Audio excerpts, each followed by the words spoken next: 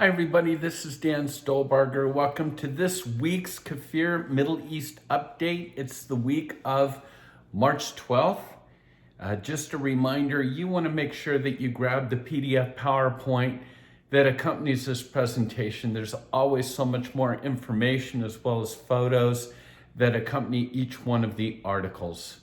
But with all that in mind, let's jump in right away. We always do the first section that we call News Bites. So Benny Gantz, the defense minister of Israel, has basically gone on record to say that the IDF currently is updating military plans for a potential strike on Iran nuclear sites. So if there's any question about red lines and what's going on, there's an answer for you. Now, it's always this way. But there's the big issue of the Temple Mount. And of course, in end times prophecy, the big question is, at what point does Israel rebuild its temple, etc., etc.? I find this interesting that the Saudis and their Twitter account are beginning to play down the importance of Jerusalem for Muslims, insinuating that the Jews should actually control the Temple Mount, because Muslims need to be, in a sense, devoted, committed to Mecca, Medina, not Israel. Now, what's interesting in all this is that as we see the Saudis sort of pulling away from the Palestinians, now sort of the other side of that coin is that the Palestinians are lashing out. And again, on their website, basically says, the Jews are defiling Jerusalem. And how are they defiling Jerusalem? By visiting the Temple Mount. So on one hand, you have the Saudis basically, in a sense, distancing themselves from Jerusalem. And now the Palestinians are back in a corner. And, if you ever want to know the quickest way to facilitate suicide bombings, knifings, etc., it's always has to do with the Palestinians accusing the Israelis of trying to take over the Temple Mount. It happens all the time. Truth does not matter. Now, COVID numbers in Israel are massively declining, and this is from the Israeli perspective. They're beginning to vaccine children. They believe it's safe for children. And then I found this very interesting. Just yesterday, there was an article from the Times of Israel saying, cure for COVID found. And actually they found it in aspirin. Aspirin that's taken for cardiovascular diseases reduce the likelihood of COVID. After everything that's gone on with the vaccines, et cetera, wouldn't it be interesting that if the greatest deterrent to COVID happened to be aspirin? Well, the Sea of Galilee. For all of you that have been to Israel before over the years, you knew that a few years back that was really critical, that the Sea of Galilee, because of different types of droughts or whatever, was nearing what was called the Black Line. Now, over the past 3 years, the rains have come back, and we are at a point now, and I hope to be able to see this, that the capacity level of the Sea of Galilee is so high, it only needs 18 inches more. And that's the upper red line, not the lower black line. And they're going to authorize the opening of the dam at the southern portion of the lake that will allow water to flow into the Jordan River.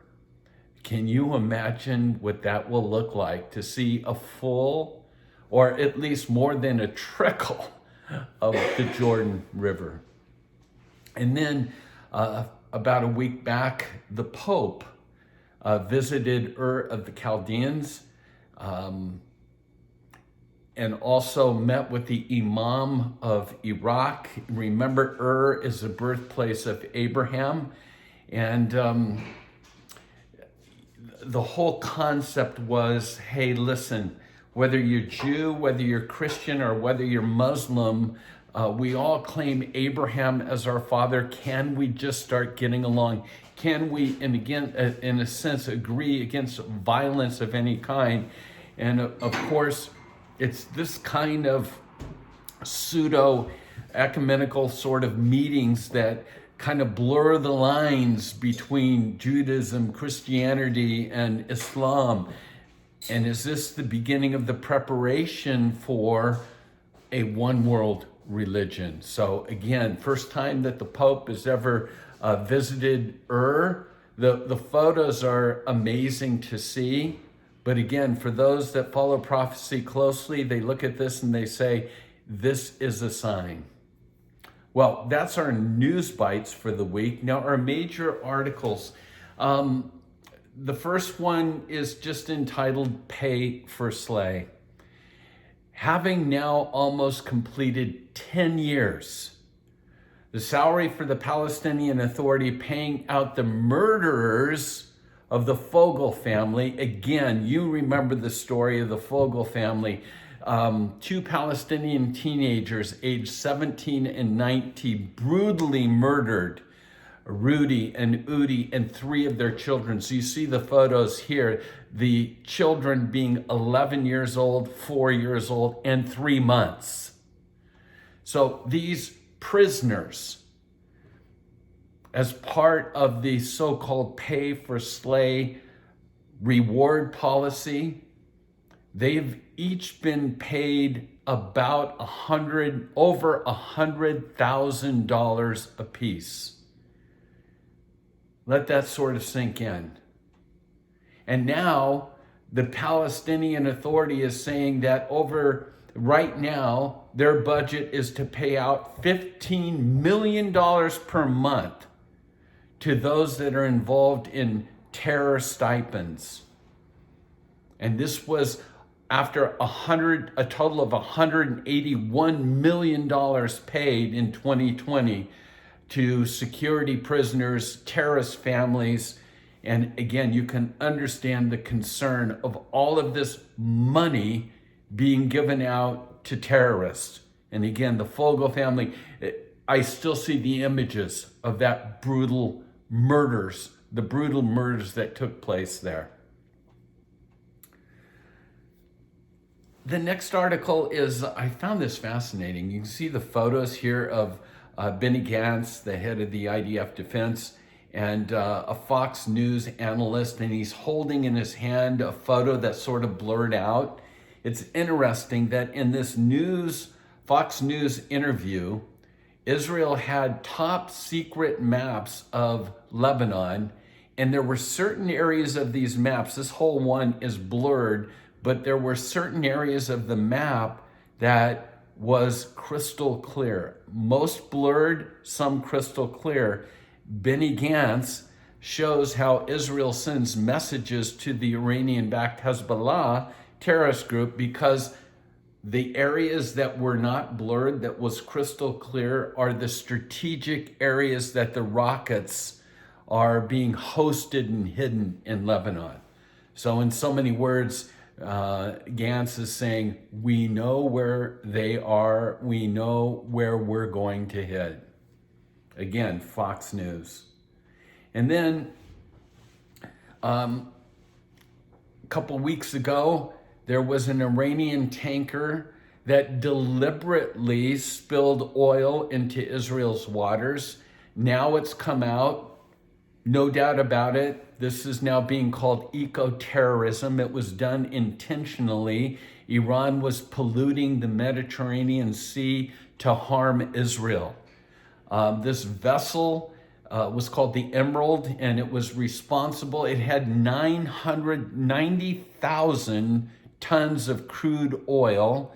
And when it got off the coast, when it came through the Suez, and it got off the coast of Israel, it dumped about a third of that crude oil, and it's been washing up. You can see the pictures washing up on the shores of Israel, and you can see the damage that's done to both the beaches as well as the marine life. We've been tracking this because it's holy ground and we just can't wait to get back to Israel. So any news that comes up about reopening, we're going to report to you. And last Saturday night, the Knesset gave a final stamp of approval to start reopening much of the economy in Israel. Restaurants, cafes, schools, grades 7 through 10. Again, tourist attractions, hotels, on and on. And so, again, with the elections coming up, we're going to find that there's going to be a lot of political things done back and forth. But from what we're seeing right now, Israel is in the process of reopening. You can read more about that. And then, as I mentioned, the elections that were coming up, I'll tell you, a jewel in Bibi's crown will be if this actually takes place. The next article is about Ellie Cohen. And if you've been to Israel before, you know that we always talk about when we're on the Golan, the eucalyptus trees there as a tribute to Ellie Cohen. And we always suggest that you read the book, Our Man in Damascus. Prime Minister Benjamin Netanyahu has officially confirmed that a search for the former Israeli spy Ellie Cohen is underway in Syria. It's really being funded and done by the Russians.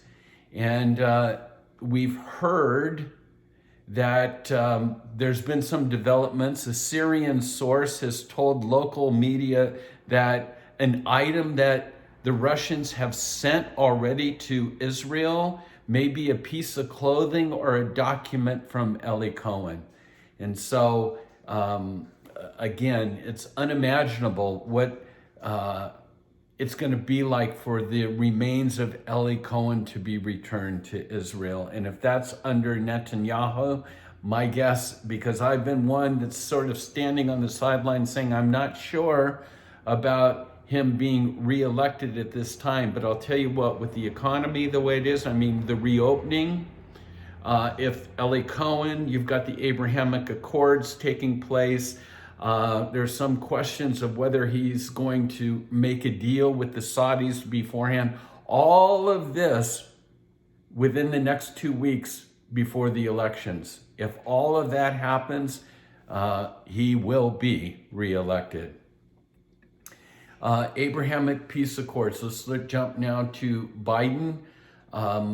It appears more and more that there's an abandonment of these accords that are going on, despite how productive they have been and could be. In fact, there is a chance of these Abrahamic Accords, including Indonesia, but it appears that the Democratic Party is sort of throwing water on all of this. No doubt, if